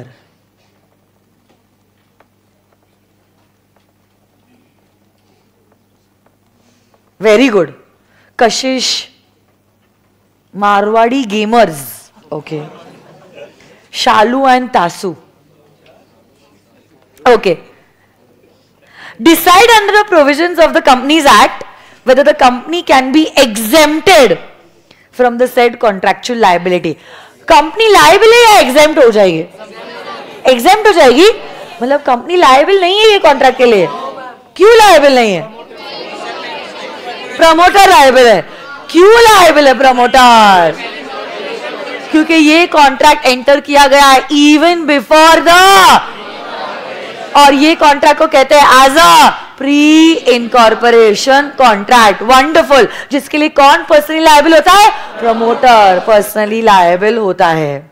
और इसीलिए इस कॉन्ट्रैक्ट के लिए कंपनी नहीं बल्कि प्रमोटर पर्सनली लायबल रहेगा. नोटबुक पे आ जाइए तो मैं डिक्टेट कर रही हूँ आंसर. क्या पिच पिच.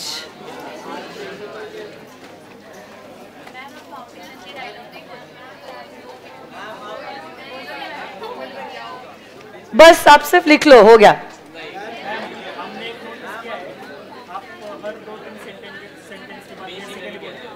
हाँ क्या अभी नहीं बोलू.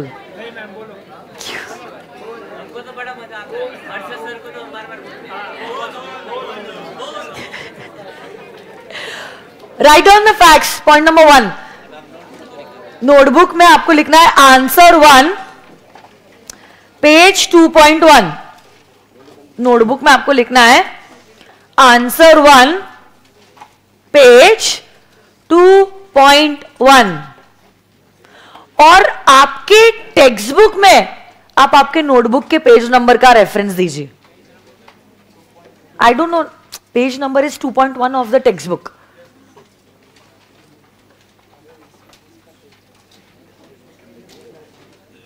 देखो मैंने आपको ऑलरेडी पाथवे बता दिया है आंसर लिखने का. सबसे पहला पॉइंट में ना आप फैक्ट्स लिखते हो तो आप पॉइंट 1 दीजिए. ये हेडिंग देना जरूरी नहीं है. Facts, reference, analysis, conclusion heading देना जरूरी नहीं है. आप लिखिए यहां पे first point. Sunrise limited has submitted the documents of incorporation.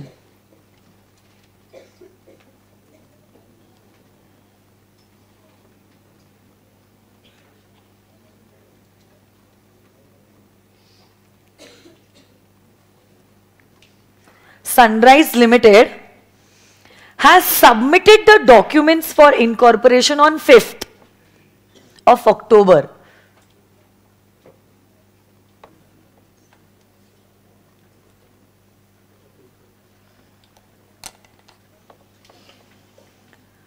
But was incorporated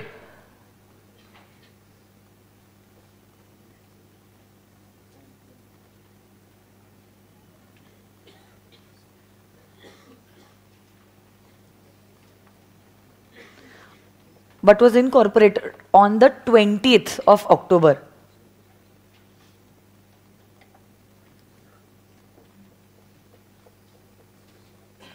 But was incorporated on the 20th of October. Point number 2. In point number 2, you usually write down the reference. So here you will give the reference of pre-incorporation contracts. I'm teaching you how you're supposed to write the answers, okay? So point 2 likho, all those contracts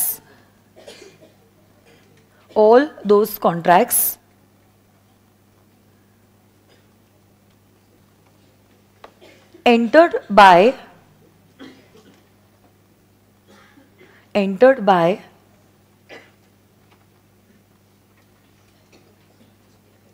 the promoters of the company,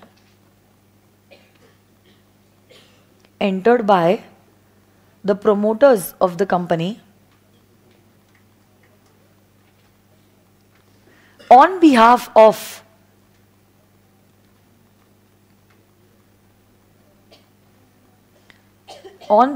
of the proposed company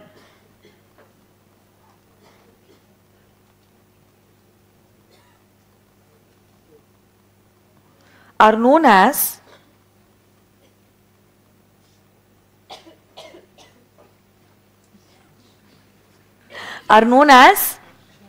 बोलो pre-incorporation contracts. जानबूझ के कर रहे कुछ बच्चे.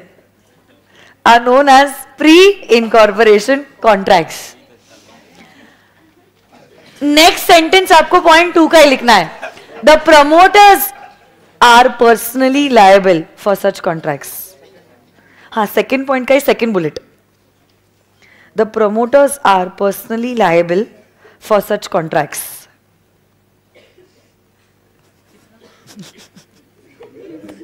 The promoters are personally liable for such contracts. Third bullet. Except where, संभालो अपने आप को, except where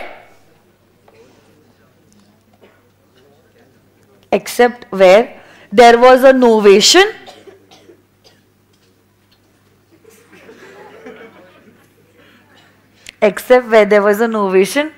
or ratification.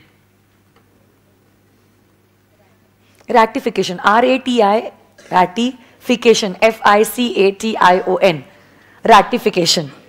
Next, point number 3. क्या हुआ? हाँ, एनालिसिस. अरे ये तीनों बुलेट्स पॉइंट 2 के थे ना, इसलिए अभी आंसर का तो पॉइंट 3 आ जाएगा. In the given case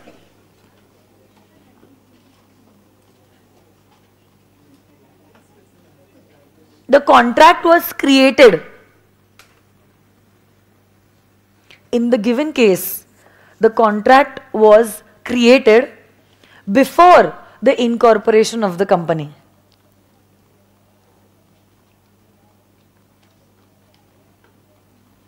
Before the incorporation of the company. And thus, such a contract will not be binding on the company. Will not be binding on the company. Such a contract will not be binding on the company.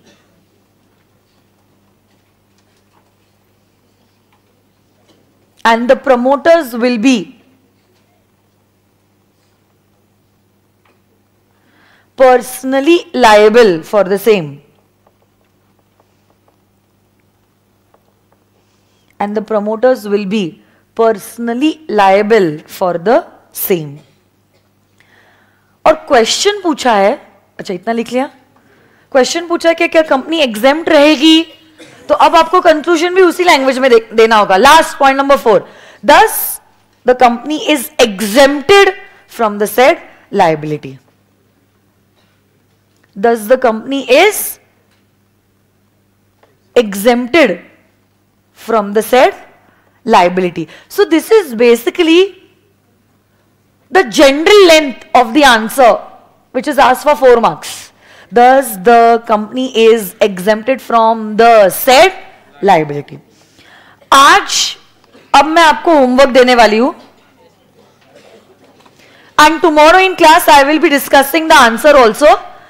I will call up any student and that student will have to answer the question that was given for homework. एक बार मैं सिर्फ discuss कर लेती हूँ क्योंकि ये पहला सवाल है जो मैं आपको होमवर्क की तरह दे रही हूँ. So that those who are little weak in law ना get a pathway at least. और जिनके पास बुक्स नहीं आई हैं ये स्क्रीन को देख सकते हो. ये आज का लेक्चर यूट्यूब पे भी है तो आप उसको पॉज करके आंसर लिख सकते हैं. देखो, K Limited was in the process of incorporation. It is in the, क्या अभी तक कंपनी इनकॉर्पोरेट हुई है?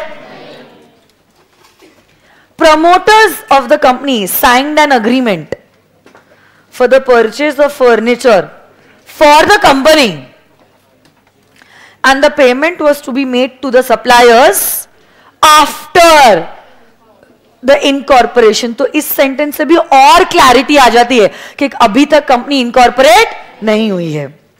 The company was incorporated and the furniture was received and used by it. Contract furniture purchase करने का कब किया है? Before the incorporation. Shortly after the incorporation the company went into liquidation and the debt could not be paid by the company for the purchase of the above furniture. As a result, the suppliers sued the promoters of the company for the recovery of the money.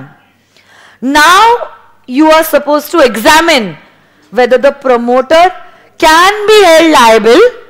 Promoter क्या liable होगा for the payment in the following situation? First question जो institute ने पूछा है, when the company has already adopted the contract after incorporation. Already adopt करना मतलब subsequent approval देना, मतलब ratification.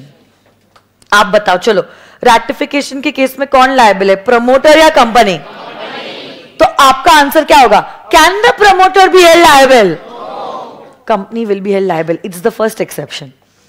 और दूसरा सवाल, company has made a fresh contract in substitution of the pre incorporation contract, मतलब यहां पे कंपनी ने किया है नोवेशन में भी क्या होता है, कंपनी लायबल होती है, प्रमोटर लायबल। तो सवाल ये पूछा है प्रमोटर क्या लायबल होगा, दोनों भी सवालों का जवाब है प्रमोटर लायबल नहीं हो सकता है। The answer to this question is something similar to what I made you all right and that is why I am giving you as homework. ठीक है, सब लोगों ने होमवर्क करना है। I will be appointing certain monitors who will be checking the homework, और randomly कोई भी बच्चे को मैं पिकअप करूंगी और यहाँ पे बुलाऊंगी ताकि उसको भी समझ में आए उसने जो जवाब लिखा है वो क्या है, और हो सकता है वो बच्चा is a representative of many of you all. तो अगर उसके जवाब में कुछ इंप्रूवमेंट्स है, I can guide you all, क्या एडिशंस है, क्या डिलीशंस है, कहाँ बच्चे गलती करते हैं। तो don't take any person's answer individually, और उसको एज अ रिप्रेजेंटेटिव आप समझो for all of you all, so that even you all understand where students can go wrong and where we need to improve. Okay, किसी बच्चे की अगर मैंने गलती पॉइंट की है, प्लीज उसको पर्सनली मत लो। In fact you should take it positively कि मेरे को यहां पे मैंने गलती किया, चलेगा, वो 3 घंटे में मैंने गलती नहीं करनी चाहिए, है ना। आज के लिए इतना ही। आज जो कुछ भी आपने हमारे लिए किया है उसके लिए बहुत बहुत धन्यवाद और बहुत बहुत शुक्रिया। Thank you so much, see you tomorrow, bye bye, had a wonderful day today, thank you so much, bye bye virtual students, and from tomorrow we are only on the application and I am creating the group जिसकी link आपको जल्दी भेज दी जाएगी। Okay, bye bye, bye bye.